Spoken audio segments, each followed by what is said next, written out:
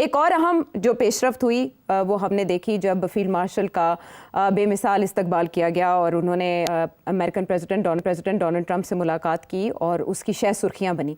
अब हमारे field marshal China में हैं और सियासी और अस्करी क़यादत, चाइना की सियासी और अस्करी क़यादत से उनकी मुलाकातें हुई हैं, उसकी तफसीलात भी सामने आई हैं। इसी इसना में हमारे नायब वज़ीर आज़म और वज़ीर ख़ारिजा इसहाक़ डार साहब मार्को रूबियो से मुलाकात कर रहे हैं। वहाँ के एजेंडे पर क्या कुछ है वो तो डिस्कस करेंगे, बट एक डिक्लाइनिंग सुपर पावर है और एक इमर्जिंग सुपर पावर, और इन दोनों के दरमियान मुसाफत तय करता पाकिस्तान। कितना मुश्किल होगा बैलेंस रखना दोनों के दरमियान और कितना अहम है ये? तो अब बात यह है कि दैट इज व्हाई सारा focus is on the field marshal. और अभी तक जो सूरत हाल बनी है, फील्ड मार्शल साहब ने इतने दौरे किए और इतने अहम दौरे किए और इतने मुश्किल मसाइल को टैकल किया है दैट इट इज कमेंडेबल, क्योंकि पाकिस्तान की सिचुएशन बड़ी डिफिकल्ट है। It is not an easy situation. और मेरा ख्याल है कि पहली दफा एक स्ट्रेट टॉकिंग सोल्जर बात कर रहा है सऊदी अरेबिया से, अमेरिका से, चाइना से, और वो इनको ट्रस्ट करते हैं कि what he says he will do because he is a straight talking soldier. अच्छा, अब I think this is very major development. इसीलिए आपने देखा कि शहबाज शरीफ साहब ज्यादा भागदौड़ नहीं कर रहे ऑन दोज इश्यूज। वो फोकस करते हैं not on strategic issues but on economic issues, MOUs, ये वो वगैरह वगैरह, इस किस्म की चीजों के ऊपर। तो स्ट्रेटेजिक इश्यूज जो हैं वो जाहिर है the man with the real power वही फैसला कर सकते हैं। तो मैं ये समझता हूं कि दिस इज वेरी इंपॉर्टेंट। जो फील्ड मार्शल साहब की जो मीटिंग हुई है डोनाल्ड ट्रंप के साथ वाज अ ह्यूज सक्सेस। इतना कि इंडिया जो है पागल हो गया है उसके ऊपर, तो समझ नहीं आती, उनकी नींद हराम हो गई कि हुआ क्या है। Unprecedented, it's a major success. उसके बाद अब वो चाइना गए हुए और चाइना में भी he is having meetings at the highest level. Saudi Arabia में is had meetings at the highest level. Qatar, everywhere. And I think let's admit this, बहुत कामयाबी हासिल हो रही है। ये पाकिस्तान इतनी मुश्किल सिचुएशन में है कि काफी बैलेंसिंग एक्ट करनी पड़ेगी, और मेरा ख्याल है वो बैलेंसिंग एक्ट होगी, कोशिश पूरी होगी, और I think there will be a major of success also. और बड़ी सबसे इंटरेस्टिंग बात यह है कि सवाए इंडिया के जहां अभी प्रोग्रेस नहीं हो रही, बाकी तो हर जगह पे प्रोग्रेस आपको नजर आ रही है। और हमारी गवर्नमेंट के मौकफ भी यही है कि we are ready to talk to India. अभी शहबाज शरीफ साहब के कितने बयान आए हैं कि we are ready to talk. यहाँ तक कि अब इसहाक़ डार साहब जो वहां पहुंचे हुए हैं वो भी यही एजेंडा लेके गए हैं कि इंडिया को, अमेरिका को कह रहे हैं इंडिया को समझाएं, we are ready to talk to India to resolve all issues. हम तो we are not interested in war, we are not interested in jihad, we are not interested in exporting jihad. तो India को कहें बैठे हमारे साथ, resolve करें issues. अच्छा, अब इंडिया आइसोलेट हो गया बहुत, इसलिए इंडिया जो है is in trouble because Donald Trump India को घास नहीं डाल रहा। इंडिया के अंदर एक पूरा इश्यू बन गया है ये कि अब हम करें क्या, जाएं और जाएं कहाँ। तो इसलिए I think what you will see going forward is कि अगर हम बैलेंसिंग एक्ट करने लगे हैं तो इंडिया को भी बैलेंसिंग एक्ट करना पड़ेगा, and it will have to balance China and America. मगर इंडिया के लिए ज्यादा मुश्किल होगा। उसकी वजह यह है कि इंडिया क्वाड का हिस्सा है, जिसका मेन पर्पस ये है कि उसको खत्म किया जाए, अभी चाइना को अंडरमाइन किया जाए, चाइना की राइज को रोका जाए, चाइना को कन्फ्रंट किया जाए। और क्वाड जो है उसके अंदर इंडिया जो है, अगर चाइना के साथ उसने अपने तल्लुकात बनाने हैं तो फिर क्वाड के अंदर वो क्या करेगा। तो मैं समझता हूँ India is in a far more difficult position than us. हमने जो लिमिटेड वादे किए होंगे अमेरिका के साथ, I am sure we will be able to navigate those issues. हमारी जो friendship with China is not at stake. I think it's clear to the Americans that our strategic interest lies with China, and I think इसमें कोई छुपी भी बात नहीं है। इसीलिए मेरा ख्याल है इंडिया भी अब कोशिश कर रहा है कि चाइना के साथ भी स्टिच अप किया जाए। ये ना हो कि अमेरिका साथ ना दे और चाइना आपके खिलाफ खड़ा रहे, तो फिर इंडिया कहाँ जाएगा। साउथ एशिया के अंदर पहले ही वो आइसोलेटेड है। भारत क्या विंडोज ओपन कर रहा है उस पर तो मैं आपसे जानूंगी, लेकिन अब ये जो विजिट है फील्ड मार्शल का चाइना का, इसका डोमेन या इसका क्या समझते हैं आप कि ट्रांसफ़र ऑफ टेक्नोलॉजी या फर्दर जो ताउन है आपस में, जैसे अभी हमने देखा एयर कॉम्बैट में जिस तरह से चीन ने पाकिस्तान के साथ ताउन किया, तो फर्दर किन किन पहलुओं पे बात हुई होगी? सेंटर ऑफ अटेंशन या सेंटर ऑफ डिस्कशन क्या रहा होगा?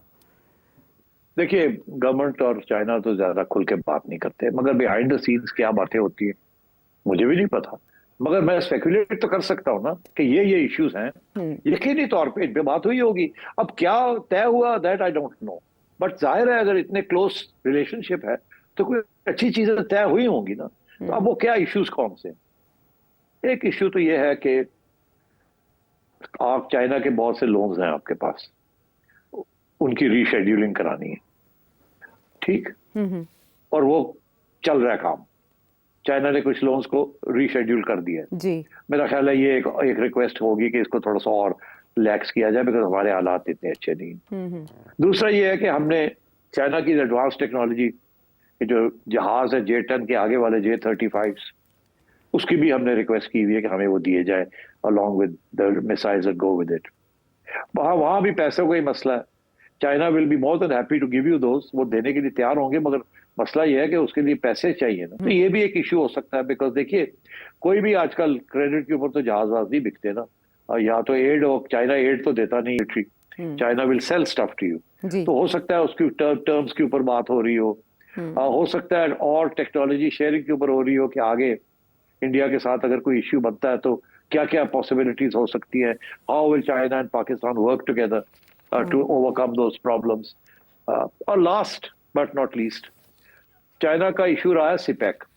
सिपेक काफी अरसे से इमरान खान के दौर में रुका हुआ था, फिर उसको अब कोशिश की गई है उसको चलाने की, मगर उसके अंदर इंडिया का बहुत बड़ा हाथ है उसको रोकने में। और वो कि बलोच लिबरेशन आर्मी और तालिबान को इंडिया उकसाता है और उनको मदद देता है और कहता है सिपेक को रोके। इसमें बिहाइंड द सीन्स अमेरिका का भी हमायत होगी इंडिया को, क्योंकि अमेरिका भी नहीं चाहता कि चाइना का सिपेक जो है ये आगे बढ़े, because it is part of the road and belt initiative. तो मेरा ख्याल है इसके ऊपर भी बात हुई होगी कि चाइनीज काफी अरसे से कह रहे हैं हमारी सिक्योरिटी का कुछ करें, हम काम करना चाहते हैं, हम ग्वादर में भी करना चाहते हैं, हम बाकी भी चीजें करना चाहते हैं, आगे भी सड़कें सेंट्रल एशिया में ले जाना चाहते हैं थ्रू अफगानिस्तान, और अफगानिस्तान के साथ बैठ के भी आपके मसले हल करना चाहते हैं, मगर हमारी सिक्योरिटी का कुछ करें। ये पहले भी मैंने डिस्कस किया था कि चाइनीज प्रपोजल एक थी कि अगर आप हमारी सिक्योरिटी फुली गारंटी नहीं कर सकते तो क्या इजाजत दें, हम अपनी सिक्योरिटी के लिए अपना इंतजाम कर लें। तो हमारी तरफ से था कि नहीं ऐसी कोई बात नहीं, आपको करने की जरूरत नहीं, हम ही करेंगे। तो उसके अंदर कुछ दुश्वारियां आ रही हैं, कुछ रुकावटें हैं, उनको सॉर्ट आउट करना है। तो मेरा ख्याल है because Chinese security is very important to continue CPEC, because ये अटैक्स बढ़ गई थी और ये मामला तय नहीं हो रहा था कि how will security be sanctioned. तो अब मेरा ख्याल है कि Aahista Aahista there will be an understanding and agreement on this. तो I think इस किस्म के issues हैं, they're very serious issues. One is the revival of CPEC with full support. The other is the postponement of debt payments. The third is military technology and transfer. Right.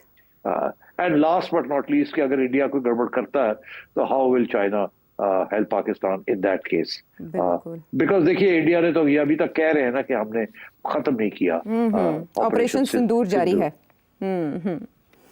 यही बात राहुल गांधी साहब ने भी उठाई कि आप एक तरफ कह रहे हैं कि ऑपरेशन सिंदूर जारी है, दूसरी तरफ आप जीत के भी दावे कर रहे हैं, तो कॉन्ट्रडिक्ट कर रही है आपकी बात मोदी सरकार। बहरहाल मोदी सरकार और उनकी मुश्किलात की तरफ आएंगे बाद में। फिलहाल जो पाकिस्तान दोस्ती का हाथ अमेरिका की तरफ बढ़ा रहा है, काफ़ी अरसे की सर्द महरी के बाद हमने जो बाइडन के दौर में देखा कि कोई राब्ता या कम से कम राब्ता था, लेकिन फील्ड मार्शल के दौरे के बाद नई विंडोज़ ओपन हुई हैं और उसी को कैश कराने के लिए, उसी का फ़ायदा उठाने के लिए अब इसहाक डार साहब हैं US में, वाशिंगटन में, और वहाँ डेलीगेशन के साथ उन्होंने मुलाकात की है मार्को रूबियो से।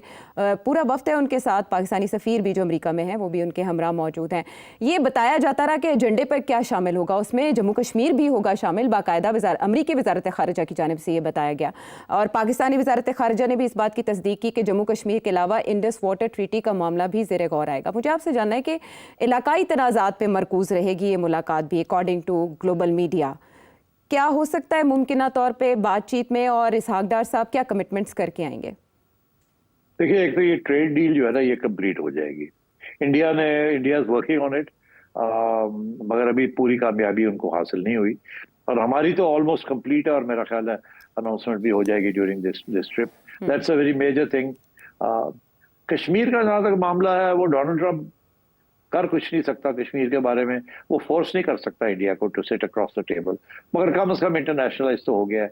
और अगर कोई ऐसी कम्युनिके निकलती है जिसके अंदर कि कोई कश्मीर का भी जिक्र आ जाता है तो बड़ी जबरदस्त बात है, बट आई डाउट कि ऑफिशियली इसके ऊपर कोई ज्यादा लंबी चौड़ी बात आगे बढ़ेगी।